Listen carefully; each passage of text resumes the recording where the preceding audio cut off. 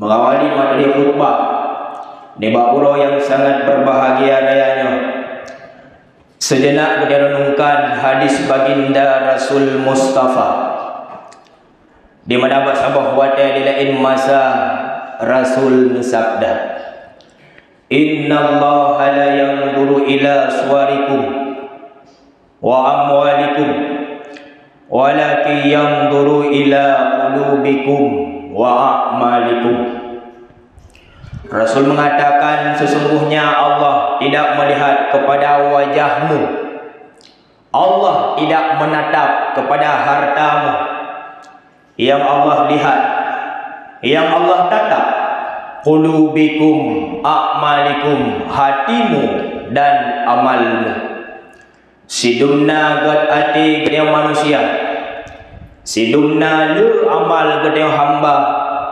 Itulah yang menjadi tatapan Allah yang Maha Kuasa.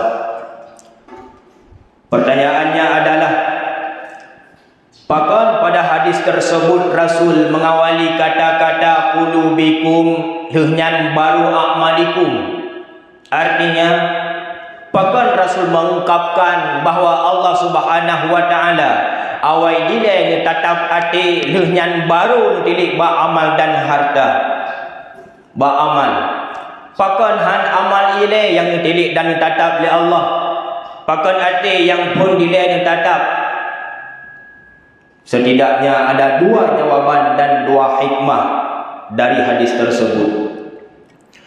Jawaban yang pertama, di dalam kitab Ihya Ulumuddin jilid yang ketiga, Imam Al-Ghazali mengatakan, karena singgoh budaya ketika tahu menghadap Allah yang Maha Kuasa, yang tabah adalah hati yang sejahtera, hati yang bahagia.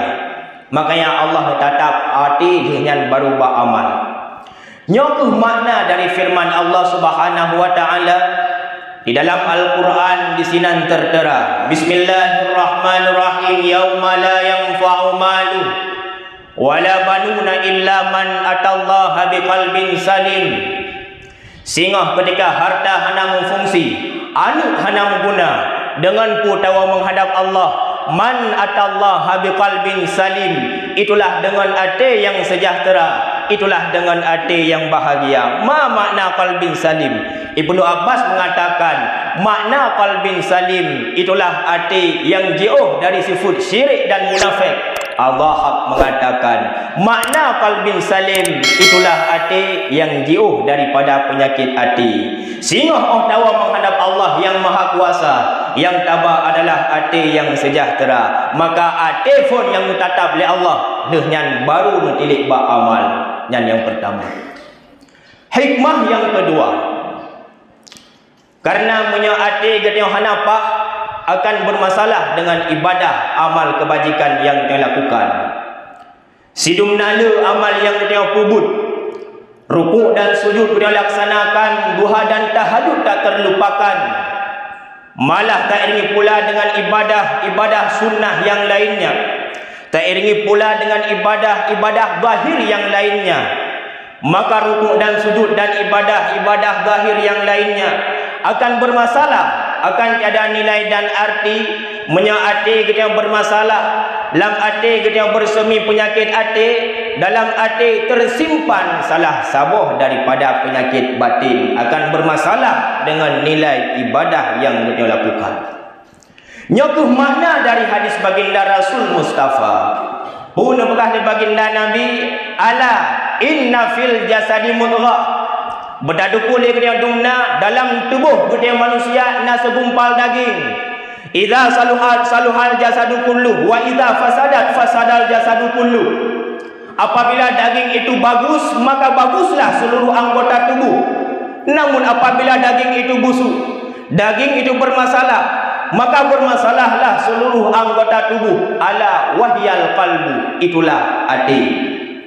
Ditafsirkan akan makna hadis tersebut di dalam kitab Riyadhus Shalihin. Andai kata daging itu bagus, punya hati nyogot, maka agaklah ibadah lahir. Namun apabila daging itu busuk, hati yang bermasalah, maka bermasalahlah ibadah lahir.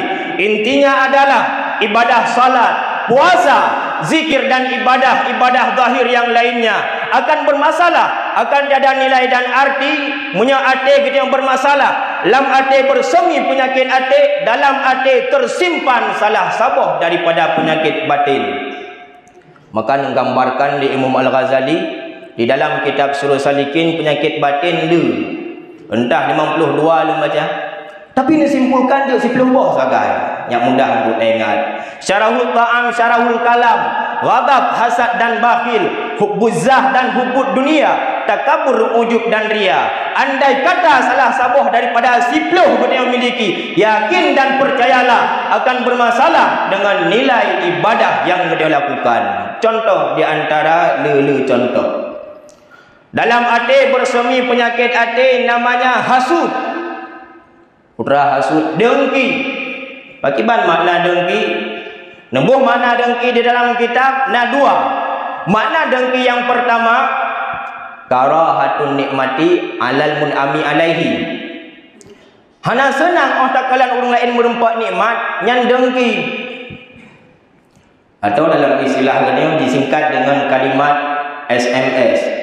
Susah melihat orang senang, senang melihat orang susah. Yang dengki. Hana senang tahu orang lain merempat nikmat. Tahu orang nak pangkat dan jabatan susah tu. Tahu orang galagot bak memekat yang pun susah tu. Hana trip hanya sikit tahu ngan 17 Honda baru yang pun susah tu. Tak kalian ngaji pakai pakaian baru yang pun gelisah tu. Hana senang. Oh tadi ngoi saudara bahagia dalam kehidupan, hana senang tu. Yang dengki. Makna dengki yang pertama. Makna dengki yang kedua, ubbu zawadin nikmah. Berkeinginan menghilangkan nikmat yang telah disandang oleh saudaranya. Tahu orang nak pangkat dan jabatan, kiban cara berhut. Tahu orang bahagia, kiban cara bersengsara. Tahu orang galagot bagu mekat, kiban cara belagot le. Cara-cara cari dan gemita supaya nikmat yang telah disandang oleh saudaranya itu hilang dan sirna. Yang dengki.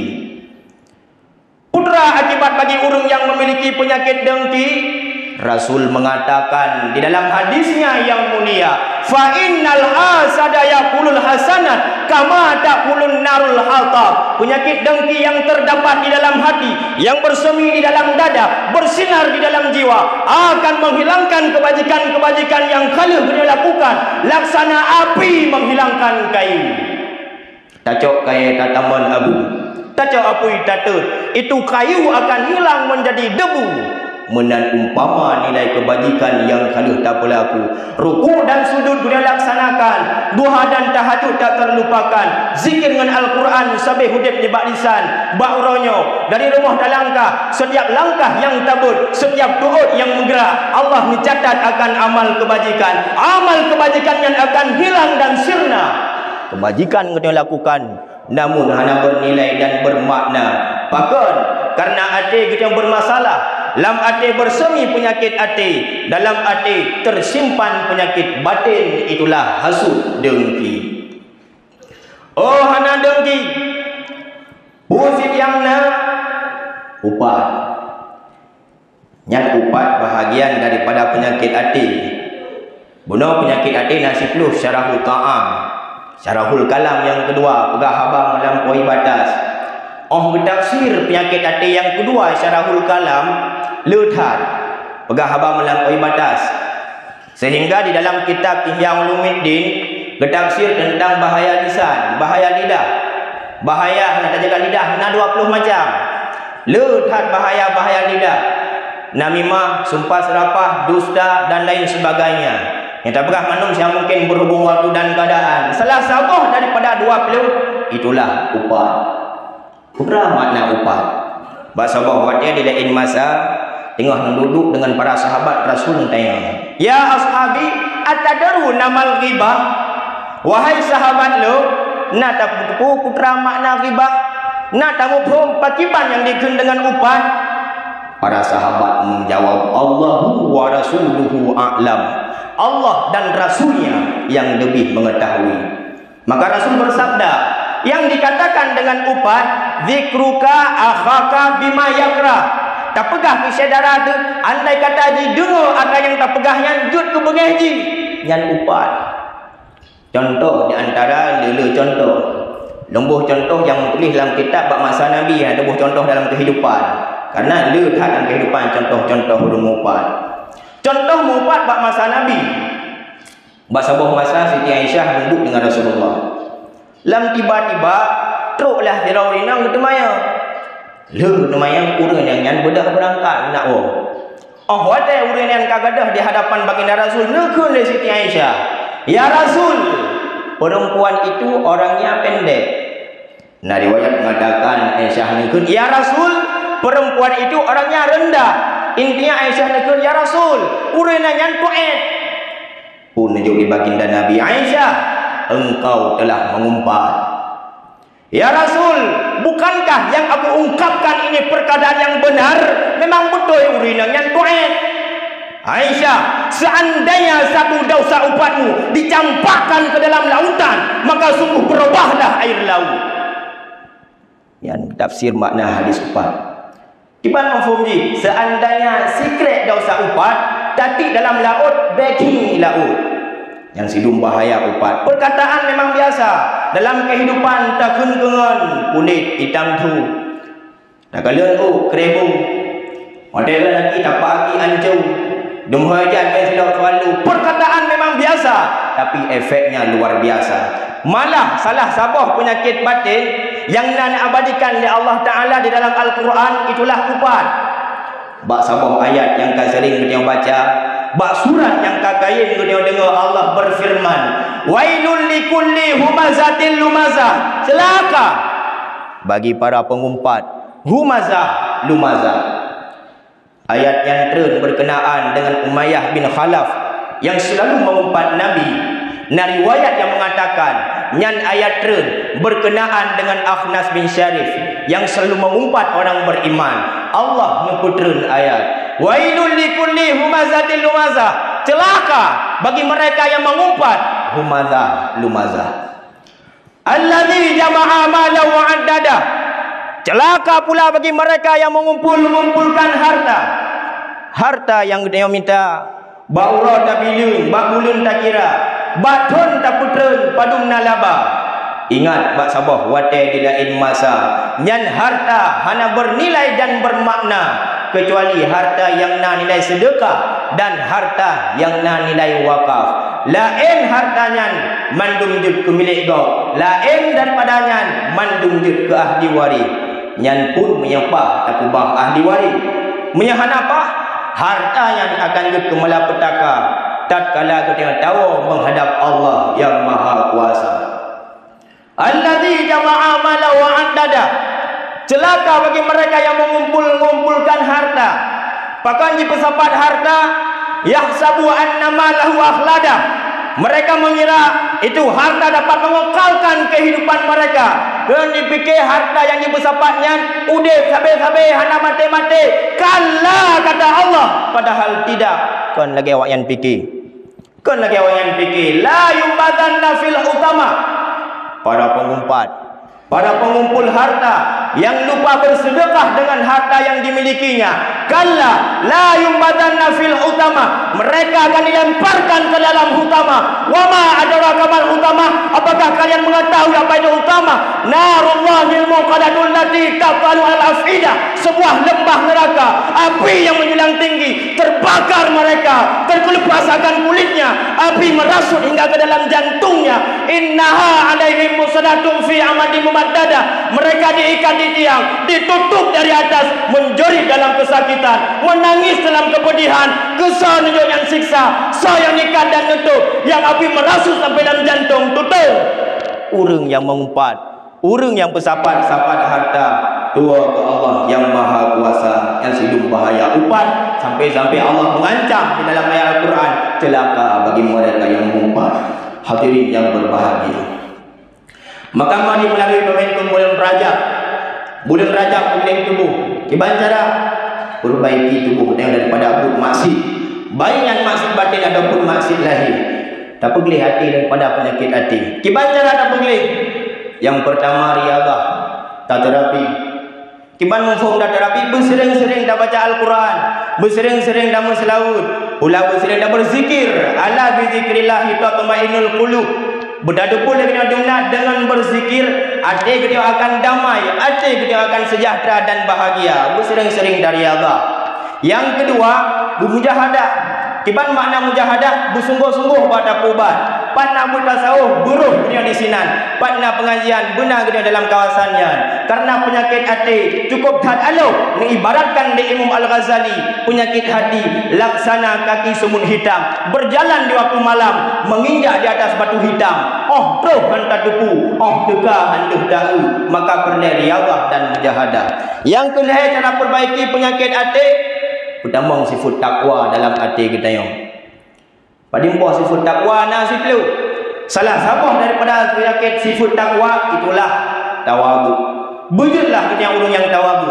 Bagaimana orang yang tawadhu? Allah menggambarkan di dalam Al-Quran. Wa ibadur rahmanil ladzina yamshuna 'alal ardi hauna wa idza khatabahumul jahiluna qalu salama. Hamba Allah yang Maha Pengasih, hamba yang ibadur rahman, berjalan di atas permukaan bumi penuh dengan tawadhu, penuh dengan rendah diri. Andai kata orang jahil mengejek dan mencaci mereka, qalu salama. Mereka menebarkan salam, mereka menebarkan perdamaian, mereka menebarkan kasih sayang. Orang yang tawadhu ketika dicacihan dibalas dengan cacian. Karena ketika dicacihan dibalas dengan cacian bukan bermakna kita bertambah caci.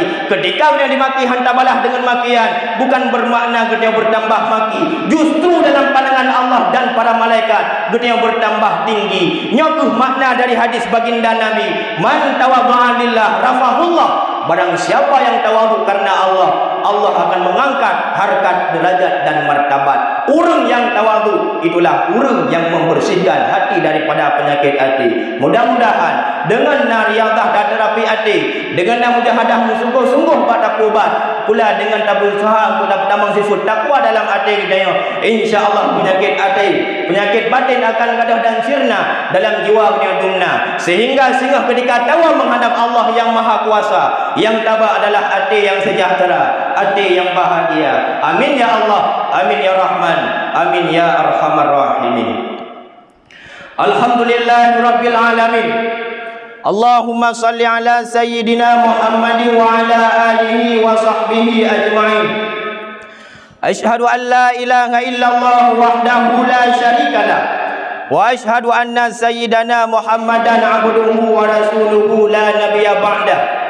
Amma ba'du fa ya ibadallah ittaqullaha haqqa tuqatih wa la tamutunna illa wa antum muslimun. A'udzu billahi minasyaitonir rajim. Bismillahirrahmanirrahim. Yauma la yanfa'u malu wa la banuna illa man atallaha biqalbin salim. Barakallahu lakum fil Qur'anil azim wa nafa'ani wa iyyakum bima fihi minal ayati wa dzikril hakim wa taqabbala minni wa minkum tilawatahu innahu huwal ghafurur rahim.